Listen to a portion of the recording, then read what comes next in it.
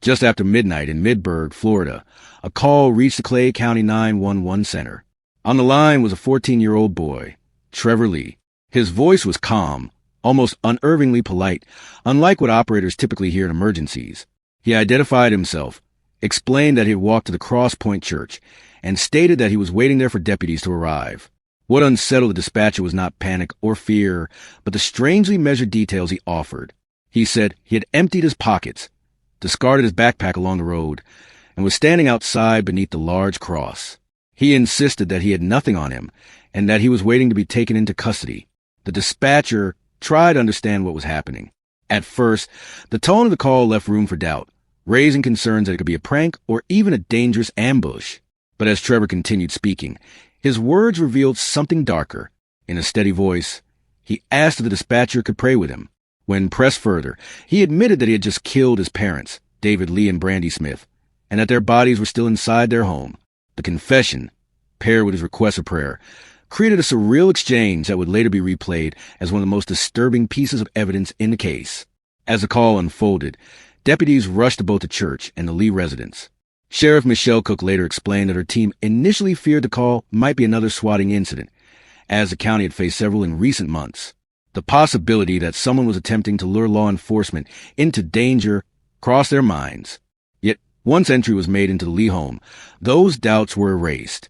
Both David and Brandy were found in bed, each shot multiple times. The firearm used in the killings had come from inside the residence.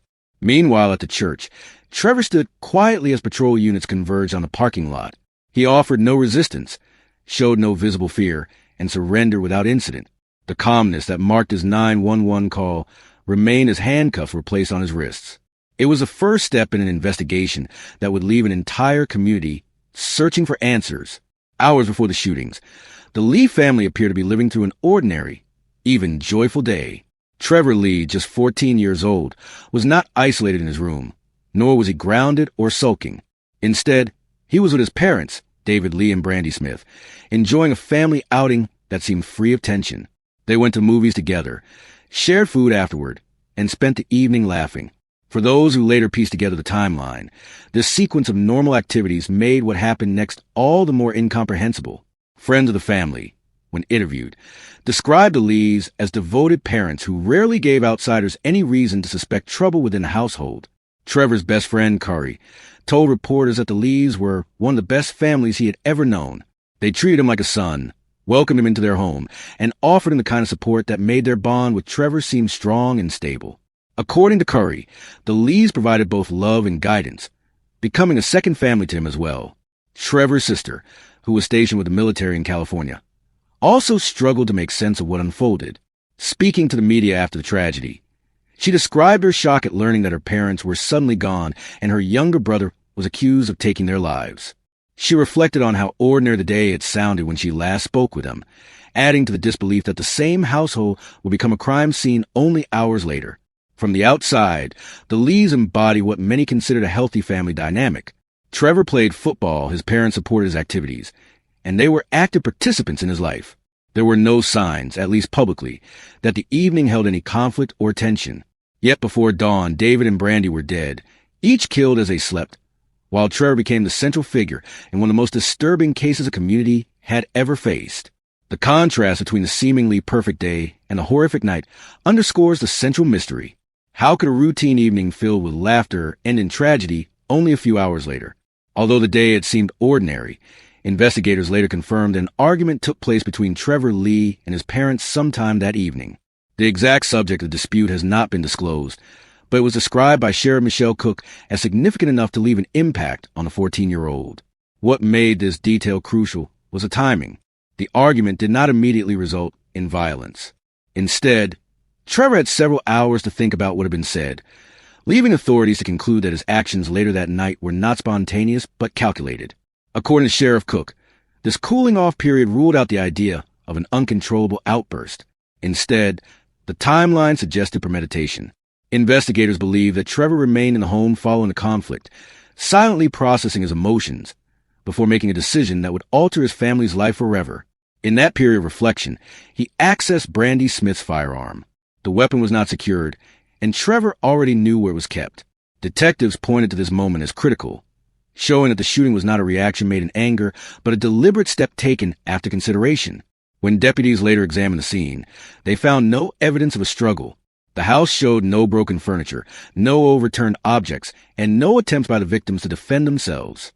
David Lee and Brandy Smith were discovered in their bed, each with multiple gunshot wounds, confirming they'd been asleep at the time of the attack.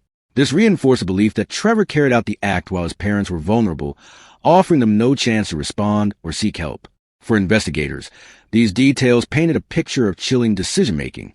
The hours between the argument and the murder suggested that Trevor weighed his options and made a deliberate choice.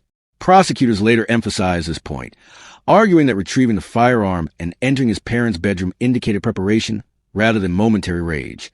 The absence of resistance only deepened the unsettling conclusion. The killings were executed without warning and with intent. In the aftermath of the shootings, Trevor Lee did not immediately reach for 911. Instead, his first call was directed to his sister, who was stationed in California with the military, thousands of miles away. She had no idea that her younger brother was reaching out from home that had already become a crime scene.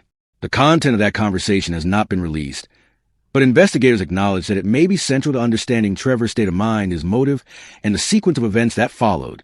What is known is that once the call ended, his sister immediately contacted authorities in California, pleading with them to send help to her family's residence in Florida. The desperation in her voice underscored both the distance and the helplessness that she felt, knowing something irreversible had already occurred. After contacting his sister, Trevor placed a call that would soon be played across national media outlets. Standing outside Cross Point Church, beneath its large cross, he dialed 911 and calmly identified himself. The dispatcher was immediately struck by the lack of panic in his tone. Trevor explained that he had discarded his backpack, emptied his pockets, and was waiting to be arrested. Then, in a quiet voice, he asked if the dispatcher would pray with him. During the exchange, he confessed that he had killed his parents and that their bodies were still inside their bedroom. It was an interaction that felt surreal to all who later heard it, blending an unsettling composure with a horrific admission. The timeline also included a third phone call made earlier that evening to his best friend, Curry. In that call, Trevor told his friend that he loved him and wished him good night. At the time, Curry thought little of it, assuming it was simply another sign of their close bond. Only later did he realize that those words carried a finality that he could not have anticipated. For investigators, these calls established both a timeline and a portrait of Trevor's mindset. He appeared calm, reflective, and seemingly resigned to the consequences of his actions. Yet the secrecy surrounding his sister's call continues to raise critical questions. When deputies entered the Lee residence, they were met with a silence that contrasted sharply with the violence that had unfolded inside. There were no signs of a fight, no broken furniture, and no evidence of a struggle. Instead, the home appeared undisturbed, as though the evening had passed normally. The only disruption was found in the bedroom, where David Lee and Brandy Smith lay motionless in their bed. Both had been shot multiple times while they slept, offering them no opportunity to defend themselves or call for help. The scene suggested a deliberate attack carried out while the victims were at their most vulnerable. Investigators quickly determined that the firearm used in the killings belonged to Brandy. It had not been stored in a safe, nor was it locked away, making it accessible within the home. Trevor, already familiar with its location, had retrieved it before entering his parents' bedroom. The discovery raised immediate concerns about gun storage practices, especially given the outcome. While Florida law does not mandate the securing of firearms in the presence of minors, the accessibility of the weapon became an unsettling detail in the broader picture of the case. Beyond the crime scene itself, investigators began reviewing the family's history with law enforcement. Clay County Sheriff's Office records revealed 5 previous calls to the Lee residence since 2021. These included reports of disturbances, one incident involving a self-harm threat, and another categorized as a sick person. A more recent call, logged only months before the killings, was listed vaguely as a follow-up investigation. None of these earlier reports appeared to predict the scale of violence that would later occur, but together they hinted at ongoing tension within the household. Friends and family members, however, maintained that David and Brandy were caring parents who supported Trevor and his activities. They rejected the notion that the household environment was unstable. Still, the records left investigators with questions about what might have been happening privately behind closed doors. The calm surface of the family's outward appearance did not erase the documented history of previous disturbances. For detectives, the combination of an undisturbed home, an unsecured firearm, and prior police calls formed a troubling foundation for understanding the events of that night. The murders of David Lee and Brandy Smith sent shockwaves through the Midburgh community. News of their deaths and the revelation that their 14-year-old son Trevor was accused of the crime left friends, neighbors, and relatives struggling to comprehend what had happened. To many who knew him, Trevor was a well-liked teenager who showed no outward signs of anger or resentment toward his parents.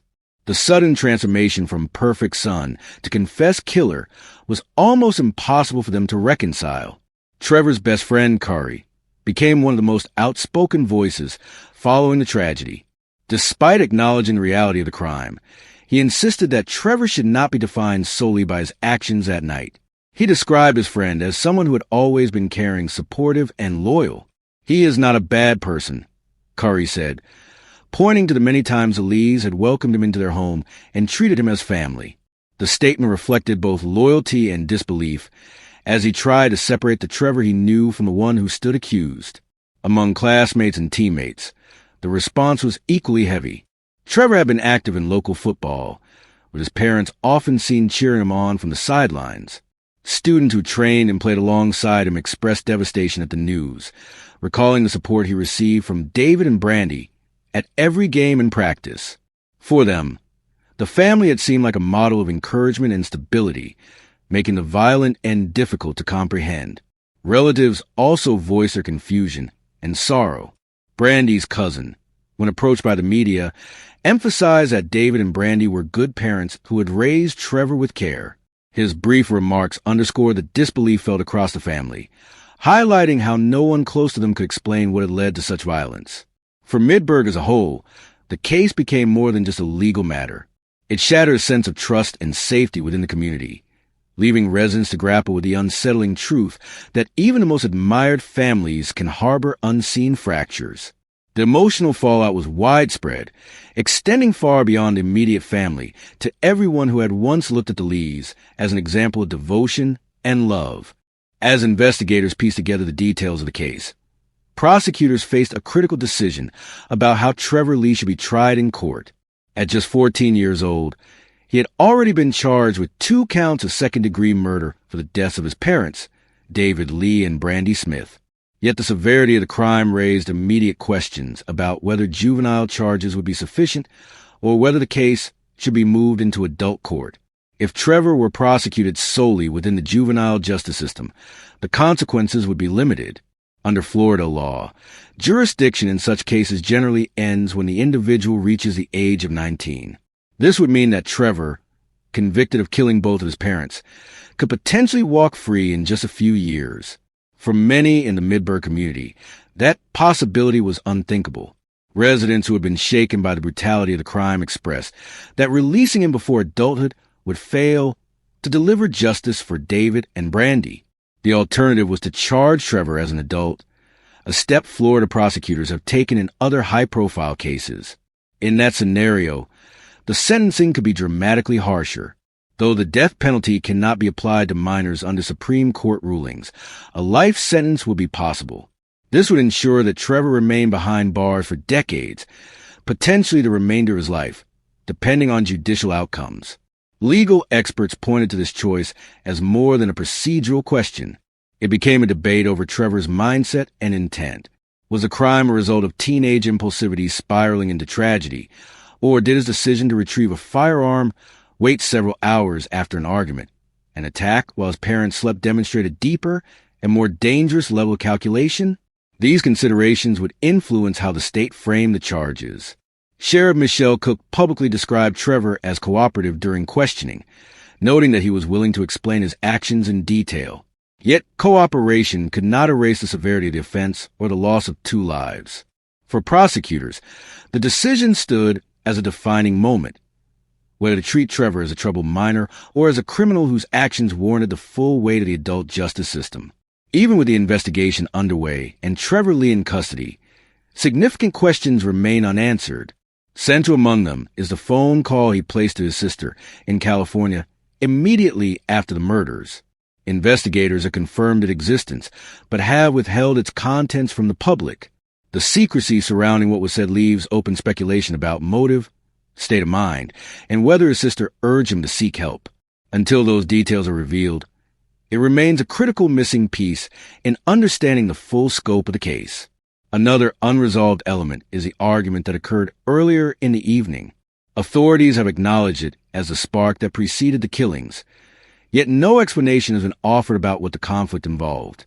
The absence of detail has left both investigators and the public questioning whether the dispute was minor and escalated unexpectedly, or whether it reflected deeper issues within the household that were hidden from outsiders. Without clarity, the argument lingers as a turning point cloaked in uncertainty. There are also broader considerations regarding Trevor's mental health. Past calls to the family home included reports connected to self-harm, raising questions about whether untreated struggles may have contributed to his actions. Still, no definitive evidence has been presented linking those past incidents directly to the murders. This leaves open the possibility that what occurred may never be fully explained by psychological evaluations or clinical terms, but instead represents an act of violence without clear reasoning. To neighbors, relatives, and friends, the Lees appear to embody a loving and supportive family. David and Brandy attended their son's football practices, welcomed his friends into their home, and were described by relatives as good parents. Yet behind that outward image, something fractured enough to end in tragedy. Reconciling these two versions of the family, one admired publicly and one broken privately, remains one of the most painful challenges for the community. As Trevor's legal proceedings continue, his future lies in the hands of prosecutors and the courts. Regardless of the outcome, the emotional toll will endure for everyone connected to the case. The murders serve as a sobering reminder of how fragile family bonds can be, and how the effects of violence ripple far beyond a single home, leaving lasting scars on an entire community.